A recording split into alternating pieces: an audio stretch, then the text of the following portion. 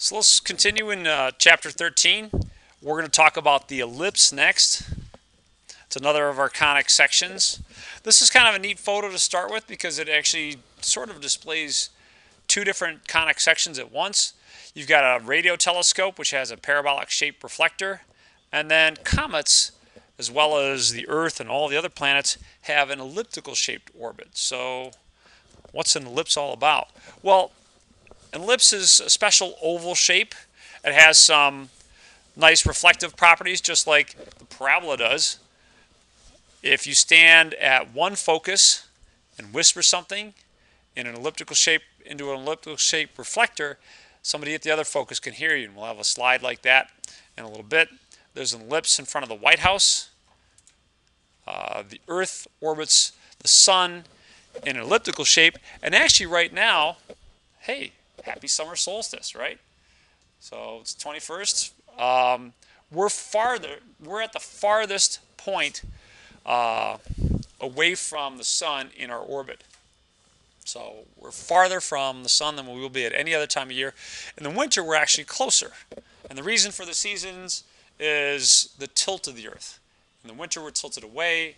In the summer, we're tilted towards it. So we're getting full sunlight.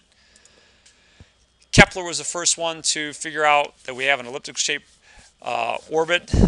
Properties of ellipse. Hope you never need this machine, but if you do, it's great that they have it. This is called a lithotripter. And what this will do is they use an elliptical shaped reflector.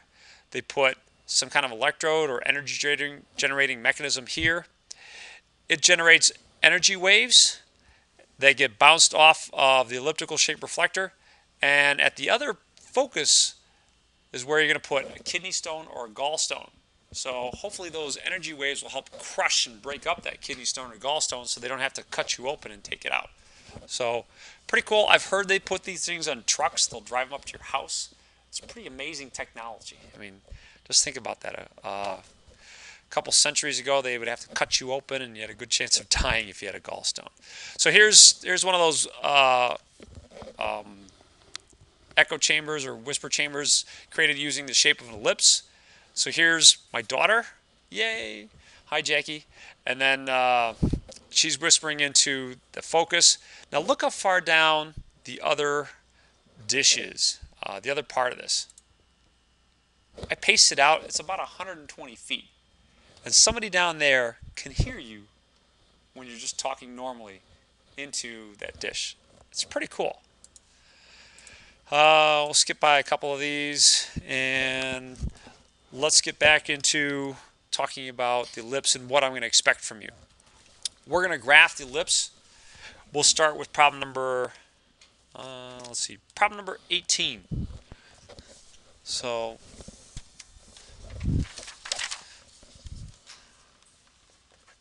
(18) looks like this. X squared over 16 squared, or excuse me, x squared over 16 plus y squared over 9 equals 1. Now, not knowing exactly what to expect from this, a good plan of attack would be to try and find the x and y intercepts. So let's do that. How would you find the x intercepts for this graph? X intercepts. We just went over that. Thank you. Set y equals 0. So let's do that. I'll get x squared plus x squared over 16 plus 0 squared over 9 equals 1. That whole term just turns into a 0, so it's x squared over 16 equals 1.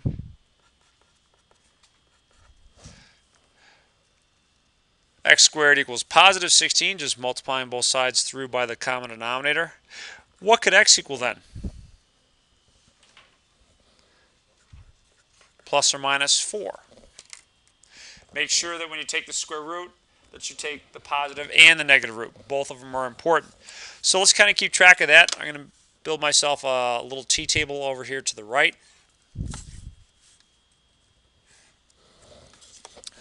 So when I set y equals 0, I get x was 4 and x was negative 4. So that's 2 points. Let's try and find a couple more points. Let's find the y-intercepts. This time I'm going to set x equals 0.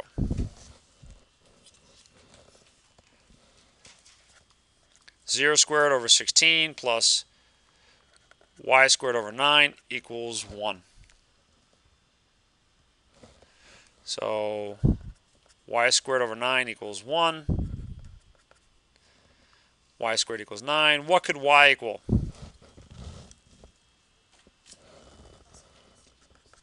Thank you, plus or minus 3. So just like what we did with the x-intercepts, now with the y-intercepts, when x is 0, y is 3, or negative 3. So let's graph these points. These points are going to be the vertices of your ellipse. And graphing it might reveal a little bit faster way to try and solve or graph these conical sections. So let's put those points on our graph.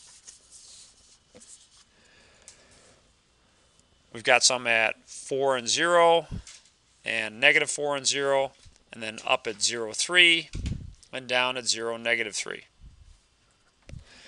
What you want to do as best as you can is connect these with a smooth line. So it's an ellipse, not a diamond. So there.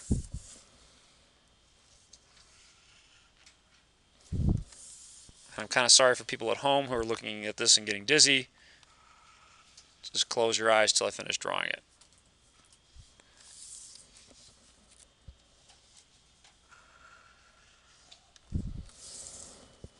There. So something like that.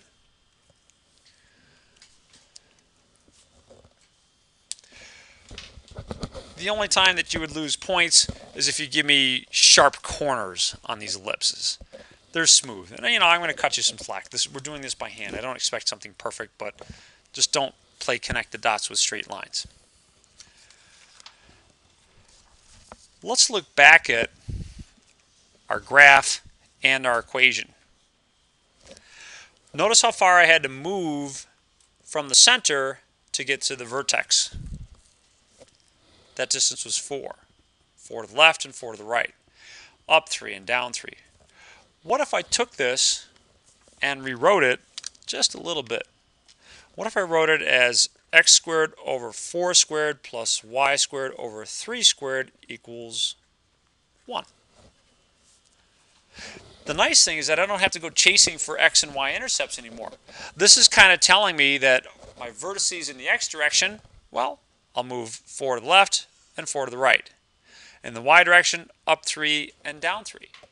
So I don't have to go through all that pain of setting x equals 0, setting y equals 0. I'm just going to kind of cut straight to the graph. Now that assumes that you have your equation in this form. But that's going to be our goal. Put the equation in this form, and it's going to make graphing your equations a lot simpler. Okay, so let's try another one like that then. Problem number 20.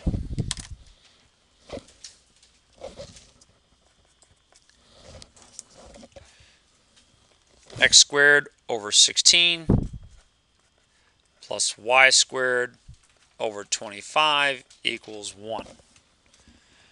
Well, okay. But like the last one, our lessons learned from the last one, let's rewrite this. Any suggestions as to how I can rewrite this equation?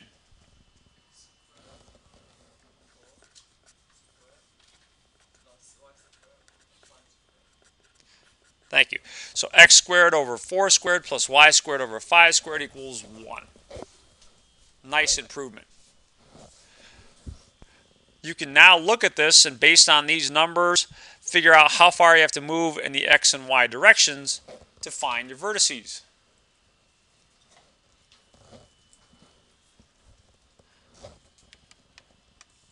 Oops. So Mackenzie, how far to the left and to the right should I move to find my vertices?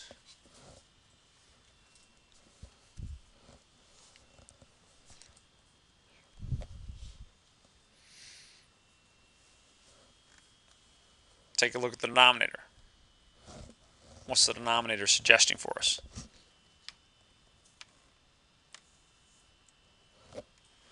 which denominator should you be looking at in order to figure out how far you're going to move to the left and to the right? The x squared denominator or the y squared denominator? X. So how far am I going to move to the right? 4. And to the left by 4. So let's put a couple points here and here. Then likewise, we'll move, where else? How else am I going to find my last two vertices? Up 5 and down 5. And again, it's corresponding to these denominators. So once more, as best we can, try and graph these things.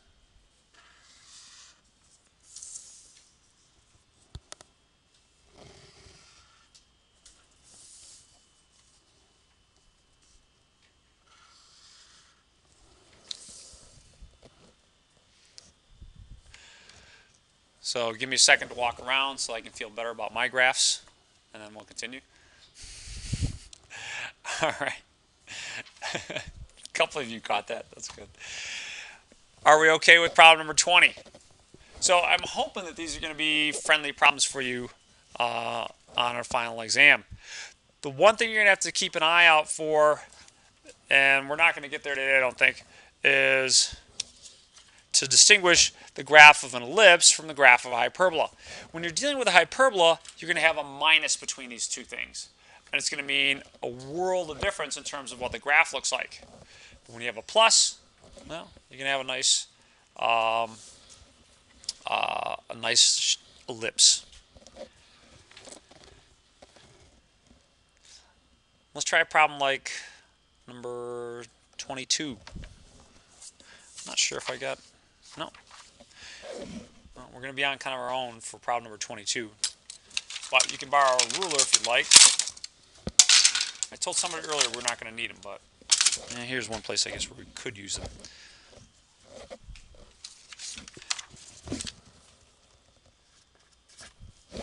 Problem 22, 25x squared plus 9y squared equals 225.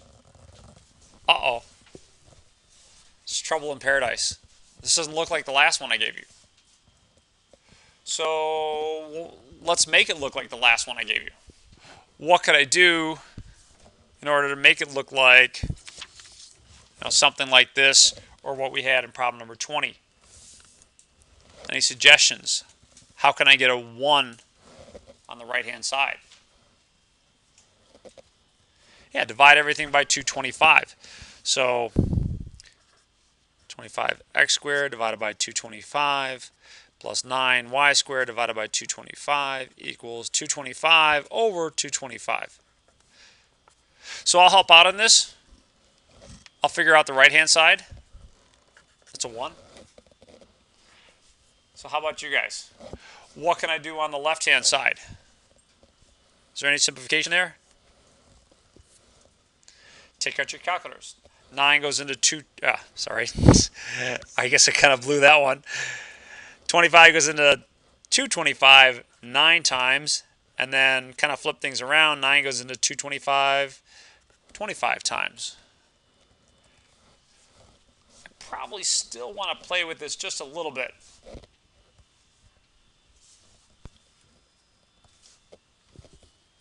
Krista, what else should I do?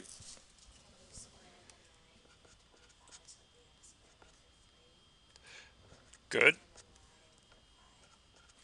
So this is x squared over 3 squared and y squared over 5 squared equals 1.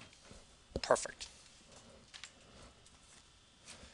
So we'll find out how much you missed my handouts real quick here. You're kind of on your own for this one, sorry.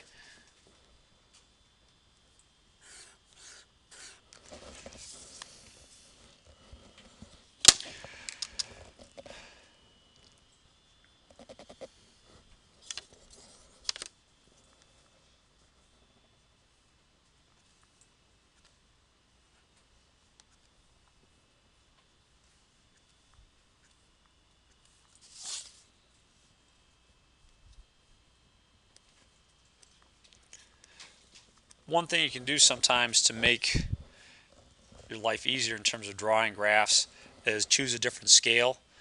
I don't feel like drawing 5 tick marks in the Y direction, so I just said, all right, this is going to be 2, 4, and 6. And then -2, -4, -6. In the Y direction, or in the X direction, same thing. You know, it's not as critical in the X direction, I suppose, but I'll keep the same scale, 2 and 4, -2 and -4. You should get a graph that's taller than it is wide, unless you choose a really crazy scale for this. So I'll have points here at 0, 5, here at 0, -5, -3 and 0, and 3 and 0.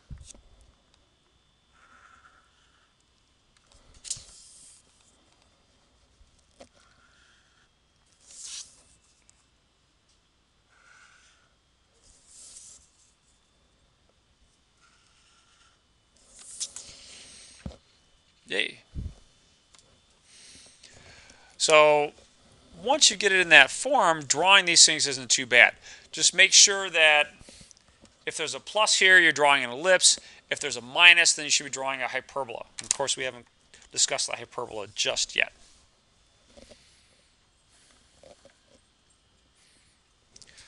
Let's try problem number 26.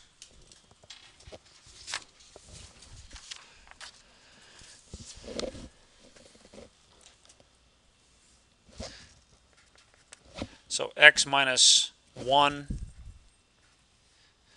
squared over 9. Now the book writes it as over 9. Let me rewrite it as 3 squared.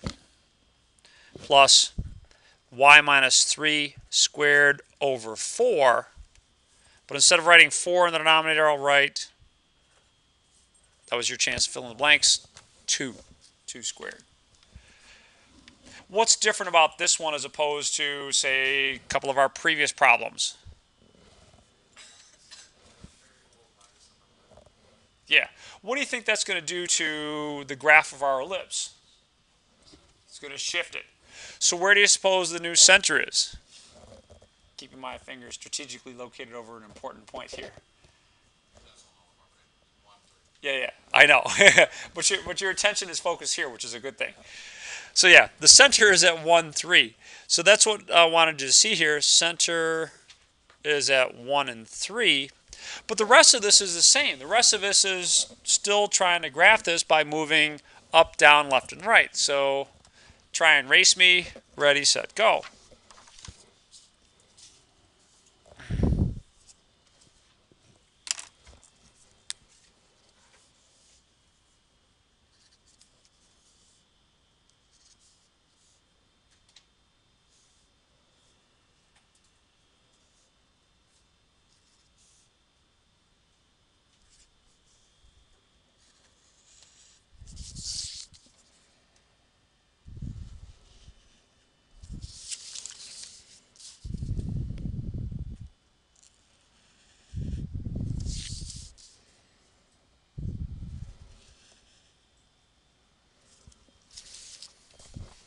Alrighty. Hey, glad to have that one on camera. Oh, it's pretty good. Alright, so the only difference here is that you had a different center. Your center was shifted.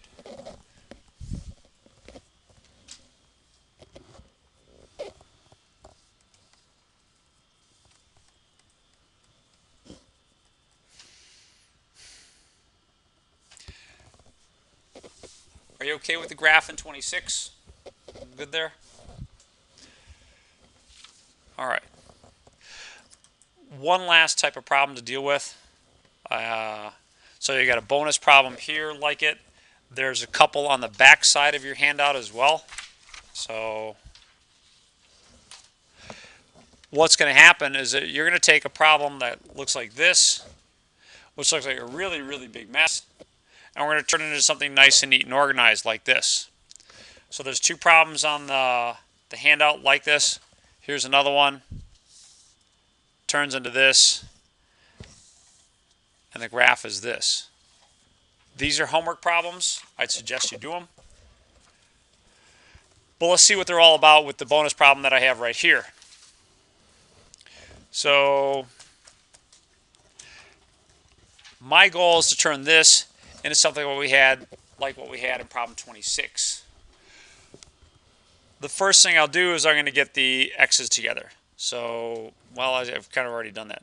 25x squared plus 50x, 9y squared minus 36y.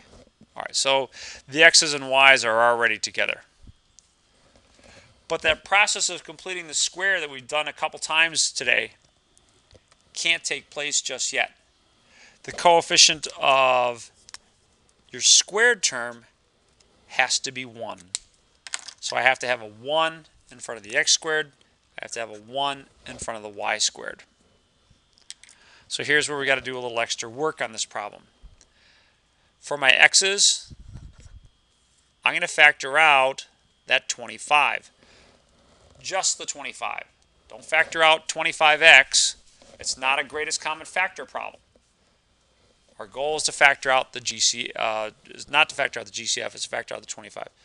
So 25, if I factor that out, that's going to leave behind x squared plus 2x. Thank you. And then from the second part, I'll factor out a 9, which leaves behind y squared minus 4y. So that's your first step.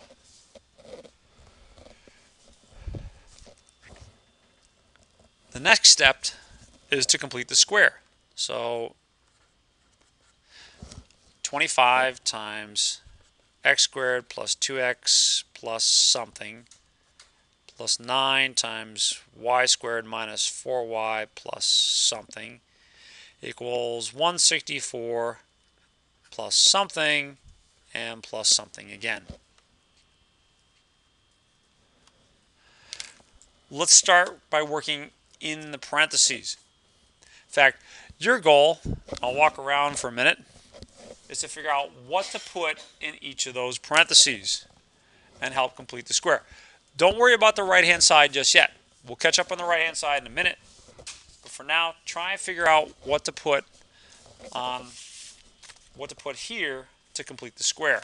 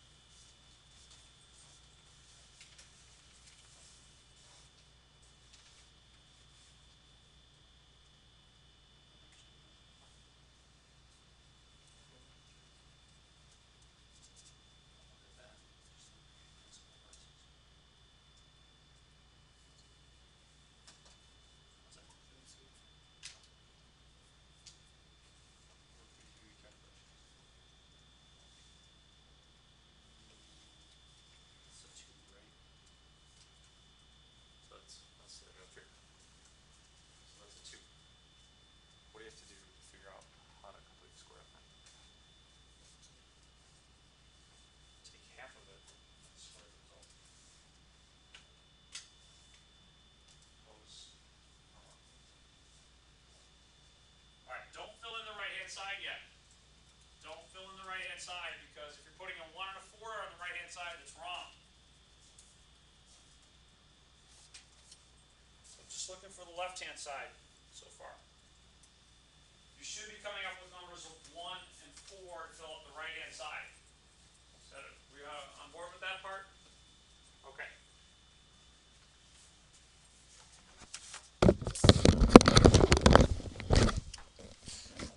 So as before, completing the square, we'll take half of the middle number.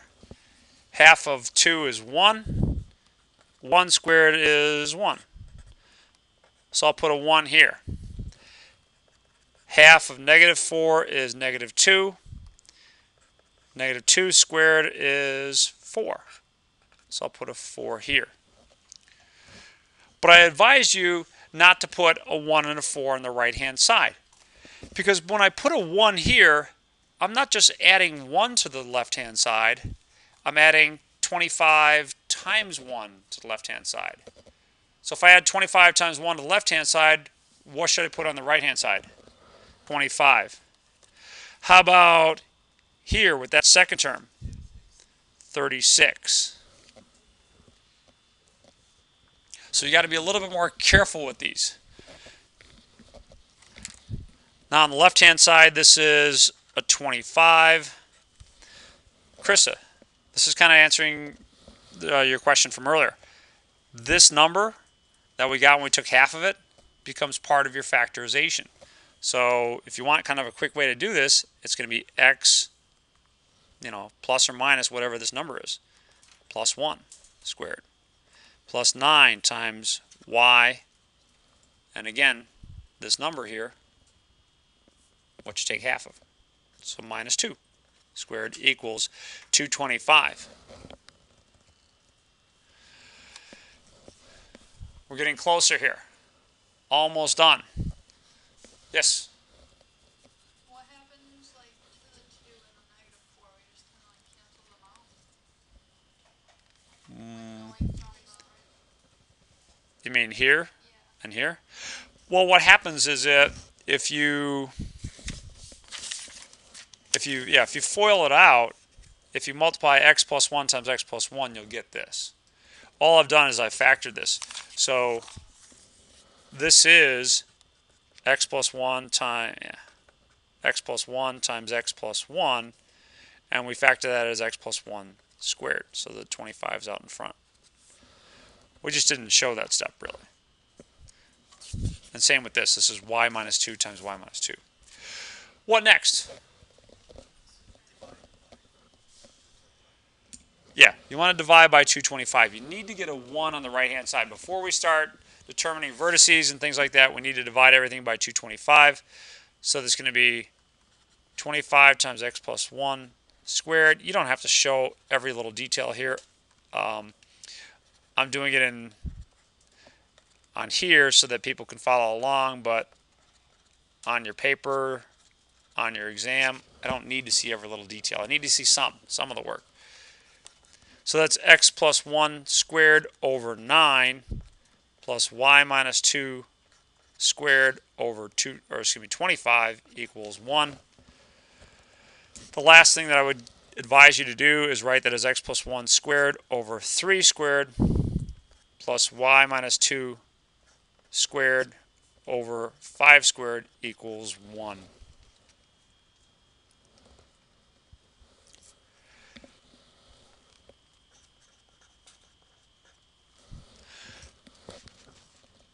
What's the center of this one? Kara?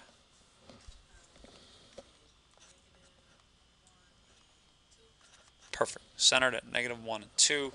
And then from there you'd move left 3, right 3, up 5, and down 5 to find your vertices. But I'm hoping that part we're pretty good at. Any final thoughts on this one? Yes, sir.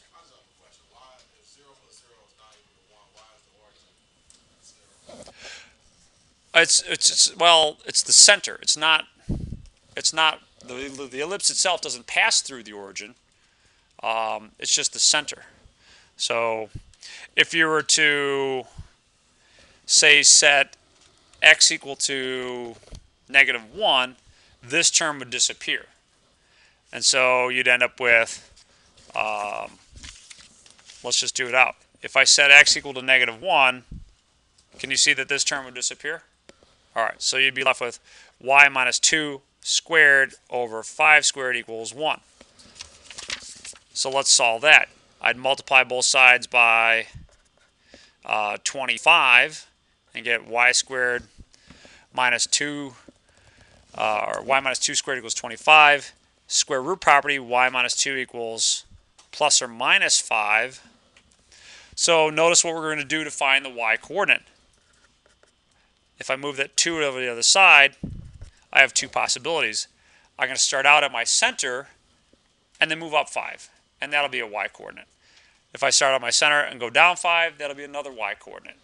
So to short circuit all that, the shortcut is just to start out at the center and then move up 5 and down 5, or left 3 and right 3. So it's just a very convenient way to get the vertices shortcut on that. So appreciate the question. Anything else on our little bonus problem here? Like I said, there's 2 bonus problems for you on the back. For homework, try 13, 17 through 31, and 57. That's section 13.2. Don't forget to do the back of this handout as additional homework. Just the first 2. The third one is something we'll need when we work on hyperbolas on Monday. See ya!